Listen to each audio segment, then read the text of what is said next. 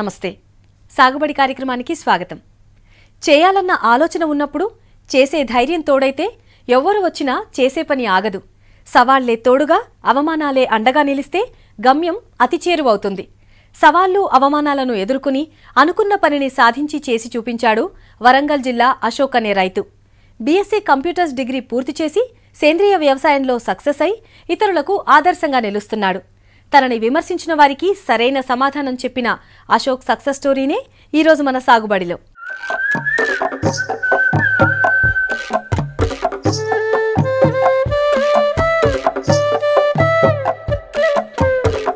చేయాలన్న తపన, చేయగలిగే సత్తా ఉంటే ఎంతటి పనైనా మనకు అతి చేరువవుతుంది. సవాళ్లను ఎదుర్కొని అవమానాలకు ధీటైన సమాధానమిచ్చాడు గడ్డెం అశోక్ అనే రైతు. మహబూబాబాద్ జిల్లా తొర్రూర్ మండలంలోని సోమారం గ్రామంలో 2012 నుంచి ప్రకృతి వ్యవసాయం చేస్తున్నాడు అశోక్. బీఎస్సీ కంప్యూటర్స్ పూర్తి చేశాడు.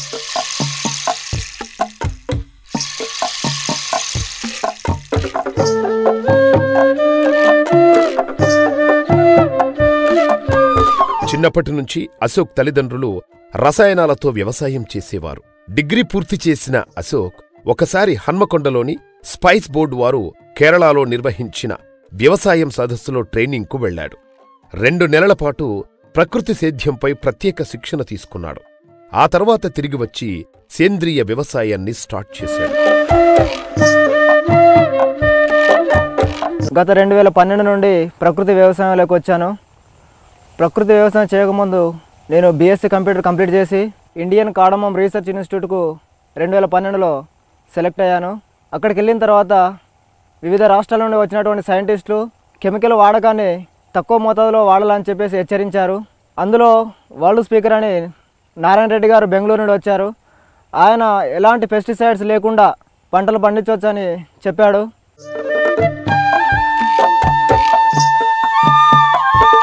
సుభాష్ పాలేకర్ లాంటి ప్రకృతి వ్యవసాయదారుల నుంచి స్ఫూర్తి పొంది తాను కూడా ఇలాంటి వ్యవసాయమే చెయ్యాలని నిర్ణయించుకున్నాడు. తాను చదువుకున్న చదువుకు, చేసే పనికి ఎక్కడా పొంతన లేకుండేసరికి సేంద్రియం మేలు అనుకుని ఈ వ్యవసాయాన్ని 2012లో స్టార్ట్ చేశాడు అశోక్.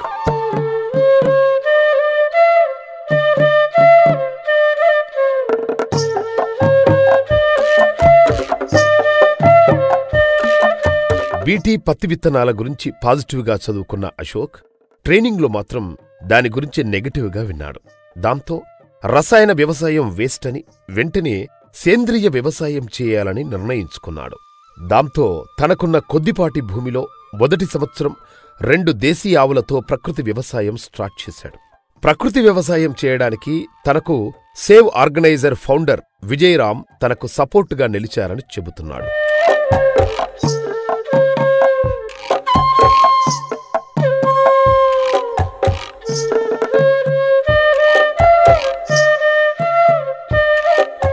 తన భూమిలో సక్సెస్ అయిన 2 సంవత్సరాల తర్వాత 6 ఎకరాల పొలాన్ని కౌలుకు తీసుకుని సేంద్రియ వ్యవసాయం చేయడం మొదలుపెట్టాడు అశోక్. తన ఆవులను కూడా పెంచాడు.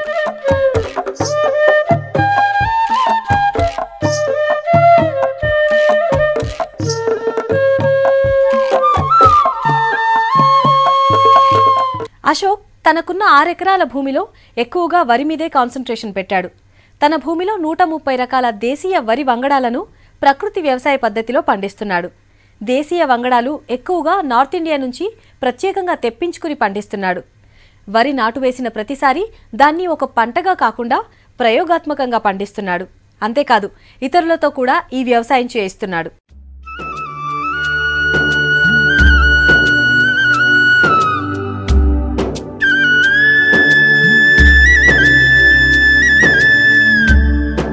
అశోక్ తనకున్న 6 ఎకరాల భూమిలో ఎక్కువగా వరిని ప్రకృతి పద్ధతిలో పండిస్తున్నారు.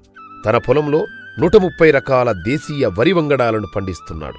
వరిని ఒక పంటలా కాకుండా ఒక ప్రయోగాత్మకంగా పండిస్తున్నాడు.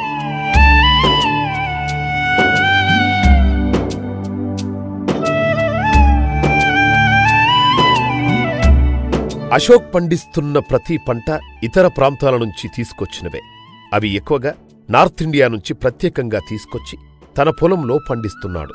అశోక్ పండిస్తున్న వరిచేనుకు ఒక్కొక్క దానికి ఒక్కొక్క ప్రత్యేకత ఉంటుంది. నేటి తరానికి తెలియని చాలా రకాల వరి వంగడాలను అశోక్ పండించి ఇతరులకు ఆదర్శంగా నిలుస్తున్నాడు.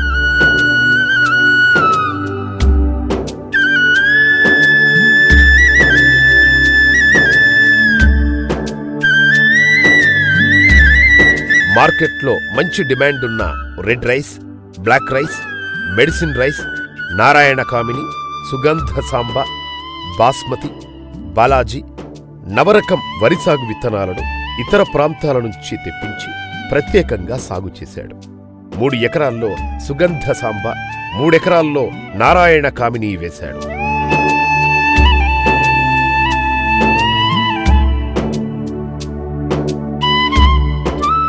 అశోక్ పండించిన పంటలు ఎక్కువగా మెడిసిన్లా పనిచేస్తాయి.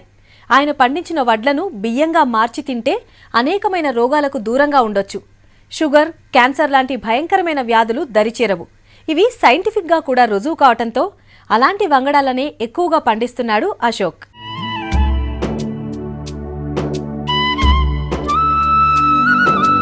ఆరు ఎకరాల పొలంలో 130 రకాల దేశీయ వంగడాలను సేంద్రియ పద్ధతిలో పండిస్తున్నాడు. అశోకుని ఆదర్శంగా తీసుకుని సోమారం గ్రామంలో 8 మంది రైతులు 200 రకాల వరి వంగడాలను అభివృద్ధి చేస్తున్నారు.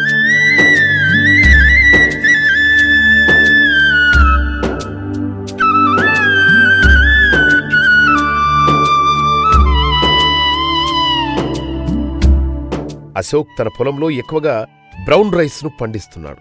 దీనిమీద ప్రత్యేక శ్రద్ధ వహిస్తున్నాడు. ఎకరం పొలంలో ఈ బ్రౌన్ రైస్నే ఎక్కువగా పండిస్తున్నాడు. ఈ బ్రౌన్ రైస్ను కేరళ నుంచి ప్రత్యేకంగా తెప్పించుకున్నాడు. ఈ రకం వరితో వచ్చే బియ్యం ఆయుర్వేదంగా బాగా పనిచేస్తుందని చెబుతున్నాడు. అశోక్ పర్యావరణాన్ని మాత్రమే కాపాడటం కాదు, మానవజాతిని కూడా కాపాడుతున్నాడు. ప్రజెంట్గా ఎక్కువ శాతం మంది ప్రజలు రసాయనాలతో కలిగిన ఆహారాన్ని తింటున్నారు. వాటి వల్ల ఎక్కువగా రోగాల బారిన పడుతున్నారు.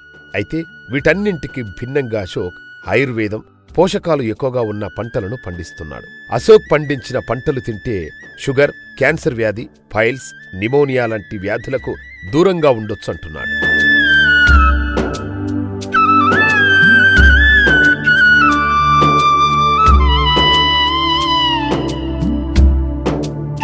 అశోక్ పండించిన పంటల్లో ముఖ్యమైంది కాటియానం అనే వరి వంగడం. ఈ పంట పండిన తర్వాత వడ్లను మిల్లింగ్ చేసి బియ్యంగా మారిన తర్వాత సాయంత్రం వేళలో బియ్యాన్ని కడిగిన నీళ్లను ఉదయాన్నే తాగినట్లయితే కడుపులో మంట తగ్గిస్తుంది. అంతేకాదు, క్యాన్సర్కు కూడా ఒక రకమైన ఆయుర్వేదంగా పనిచేస్తుందని శాస్త్రీయబద్ధంగా నిర్ణయించబడింది.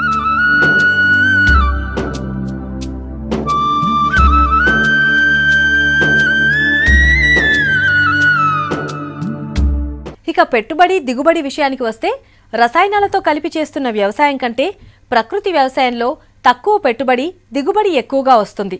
దాంతోపాటు డిమాండ్ కూడా ఉంటుందని చెప్తున్నారు. పెస్టిసైడ్ వాడకంతో చేసిన వ్యవసాయం కంటే సేంద్రియ వ్యవసాయంలో పండించిన పంటకు డిమాండ్ ఉంటుందని చెప్తున్నాడు అశోక్.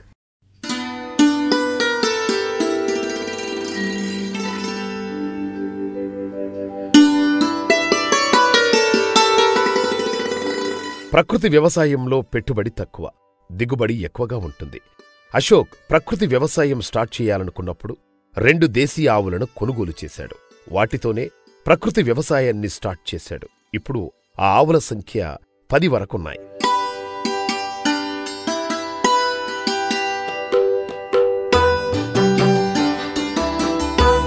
అశోక్ ప్రకృతి వ్యవసాయం స్టార్ట్ చేసినప్పుడు ఎకరానికి 50,000 రూపాయల పెట్టుబడి పెట్టాడు. ఆ తరువాత సంవత్సరం నుంచి ఆ పెట్టుబడి కాస్తంత తగ్గి ఇప్పుడు ఎకరానికి 10,000 రూపాయల పెట్టుబడి పెడుతున్నాడు. ఇప్పుడు ఎకరానికి 50,000 రూపాయల ఆదాయం వస్తుందంటున్నాడు అశోక్. మార్కెట్లో తన పంటకు మంచి డిమాండ్ కూడా ఉంది. పెస్టిసైడ్స్తో చేసే వ్యవసాయంలో ఎకరానికి 60,000 రూపాయల పెట్టుబడి అవసరమవుతుంది. పంట వేసినప్పట్నుంచి కోసేంత వరకు, ధాన్యం ఇంటికొచ్చే వరకు ప్రతిసారి పెట్టుబడి అవసరం. అదే ప్రకృతి వ్యవసాయంలో 10,000తో ఎక్కువ లాభాలు పొందవచ్చంటున్నారు అశోక్.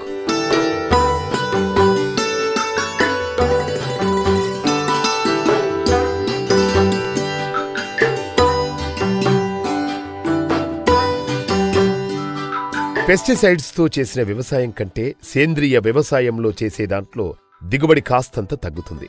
రసాయనాలతో చేసిన వ్యవసాయం కంటే ప్రకృతి పద్ధతిలో పండించిన పంట దిగుబడి 10 బస్తాల ధాన్యం తగ్గుతుంది. అయినా మార్కెట్లో తన పంటకున్న డిమాండ్ కెమికల్స్తో పండించిన పంటకు లేదు.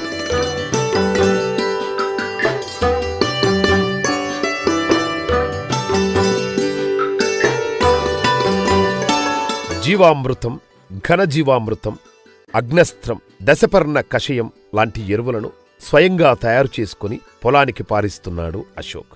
అందుకే బడ్జెట్ తక్కువవుతుందని చెబుతున్నాడు. ప్రకృతి వ్యవసాయం అంటేనే ప్రకృతిలో దొరికే అన్నింటినీ ఉపయోగించుకొని పంటకు వాడుకుంటే మంచి లాభాలు వస్తాయంటున్నాడు అశోక్.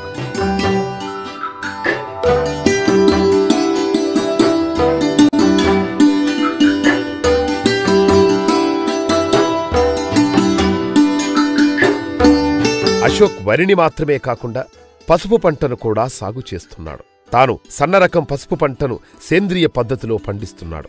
నిజామాబాద్ నుంచి ప్రత్యేకంగా తెచ్చి తన పొలంలో పండిస్తున్నాడు. 1 కింటా దేశీయ పసుపు కొమ్ములను తీసుకొచ్చి నాటారు.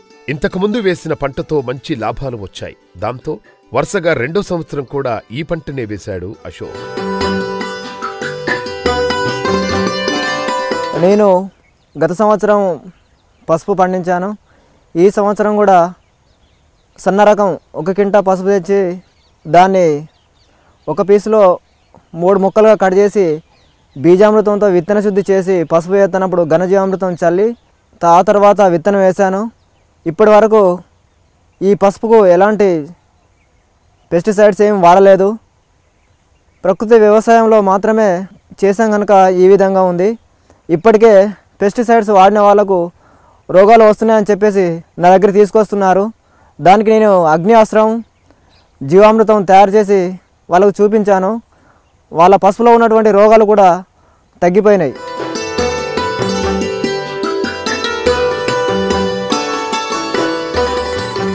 నేను చేసే ప్రయోగం రైతులకు ఒక సాగుబడి పాఠాలుగా పనిచేయాలి అని ఈ వ్యవసాయాన్ని స్టార్ట్ చేశాడు అశోక్. చాలామందికి తెలియని దేశవ్యాప్తంగా కొన్ని ప్రాంతాలకే పరిమితమైన దేశీయ విత్తనాలను అభివృద్ధి చేస్తున్నాడు. తన దగ్గరికొచ్చిన వారికి ఆ విత్తనాలనిచ్చి ఇంకా అభివృద్ధి చేసే పనిలో ఉన్నాడు అశోక్.